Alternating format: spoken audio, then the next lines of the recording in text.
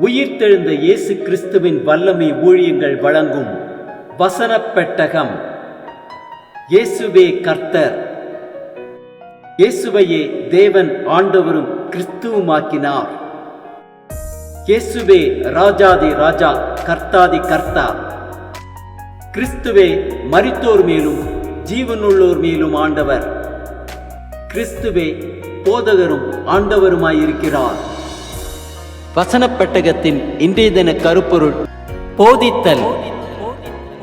பிரயோஜனமாயிருக்கிறது உனக்கு போதித்து நீ நடக்க வேண்டிய வழியிலே உன்னை நடத்துகிற உன் தேவனாகிய கர்த்தர் நானே. போதித்தலை குறித்ததான வேத வசனங்களை பார்க்கலாம். நீதிமொழிகள் 6:20 வாசிக்கிறோம், என் மகனே, உன் தகப்பன் கற்பனையை காத்துக்கொள், உன் தாயின் போதகத்தை தள்ளாதே.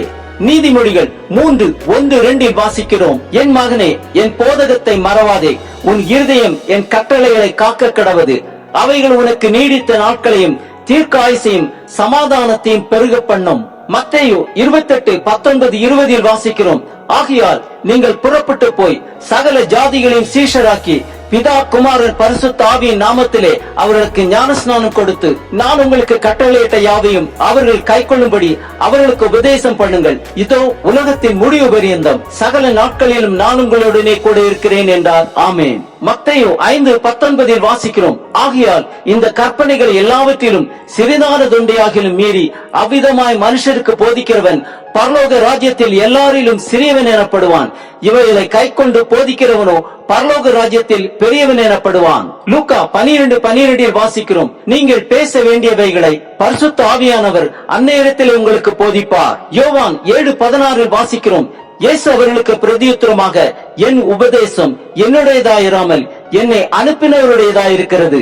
யோவான் 8:31-32 வாசிக்கிறோம், இயேசு தம்மை விசுவாசித்த யூதர்களை நோக்கி, நீங்கள் என் உபதேசத்தில் நிலைத்திருந்தால் மெய்யாகவே என் சீஷராயிருப்பீர்கள், சத்தியத்தையும் அறிவீர்கள், சத்தியம் உங்களை விடுதலையாக்கும் என்றார். யோவான் 14:26 வாசிக்கிறோம், என் நாமத்தினாலே பிதா அனுப்ப போகிற பரிசுத்த ஆவியாகிய தேற்றரவாளனை எல்லாவற்றையும் உங்களுக்கு போதித்து நான் உங்களுக்கு சொன்ன எல்லாவற்றையும் உங்களுக்கு நினைப்பூட்டுவார். யோவான் 14:23 வாசிக்கிறோம், இயேசு அவனுக்கு பிரதியுத்தரமாக, ஒருவன் என்னில் அன்பாய் இருந்தால் அவன் என் வசனத்தை கை கொள்ளுவான், அவனில் என் பிதா அன்பாய் இருப்பார், நாங்கள் அவனிடத்தில் வந்து அவனுடைய வாசம் பண்ணுவோம். 1 யோவான் 2:27 வாசிக்கிறோம், நீங்கள் அவராலே பெற்ற அபிஷேகம் உங்களில் நிலைத்திருக்கிறது, ஒருவரும் உங்களுக்கு போதிக்க வேண்டியதில்லை. அந்த அபிஷேகம் சகலத்தையும் குறித்து உங்களுக்கு போதிக்கிறது, அது சத்தியமாயிருக்கிறது, பொய்யல்ல.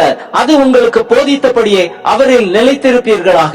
கொலோசையர் 3:16-17 வாசிக்கிறோம், கிறிஸ்துவின் வசனம் உங்களுக்குள்ளே சகல ஞானத்தோடும் பரிபூர்ணமாக வாசமாயிருப்பதாக சங்கீதங்களினாலும் ஞான பாட்டுகளினாலும் ஒருவருக்கொருவர் போதித்து புத்தி சொல்லிக் கொண்டு உங்கள் இருதயத்தில் கர்த்தரை பக்தியுடன் பாடி வார்த்தைகளினாலாவது கிரியைகளினாலாவது நீங்கள் எதை செய்தாலும் அதையெல்லாம் கர்த்தராகிய இயேசுவின் நாமத்தினாலே செய்து அவர் முன்னிலையாக பிதாவாகிய தேவனை ஸ்தோத்திரியுங்கள்.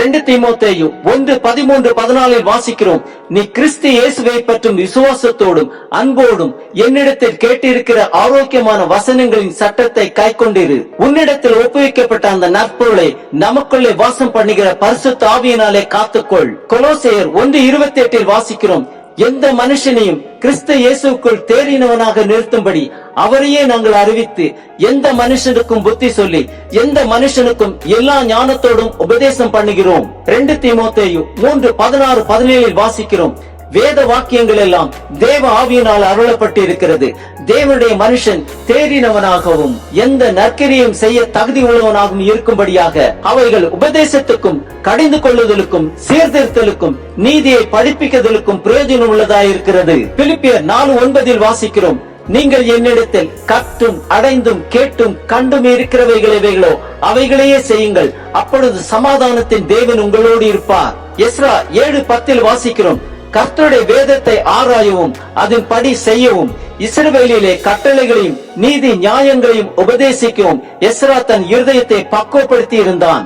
மத்தேயு 9:35 வாசிக்கிறோம், பின்பு இயேசு சகல பட்டணங்களையும் கிராமங்களையும் சுற்றி நடந்து ஜெப ஆலயங்களில் உபதேசித்து ராஜ்யத்தின் சுவிசேஷத்தை பிரசங்கித்து ஜனங்களுக்கு உண்டாயிருந்த சகல வியாதிகளையும் சகல நோய்களையும் நீக்கி அவர்களை சொஸ்தமாக்கினார். ஆம், வேத வாக்கியங்கள் எல்லாம் தேவ ஆவியினால் அருளப்பட்டு இருக்கிறது.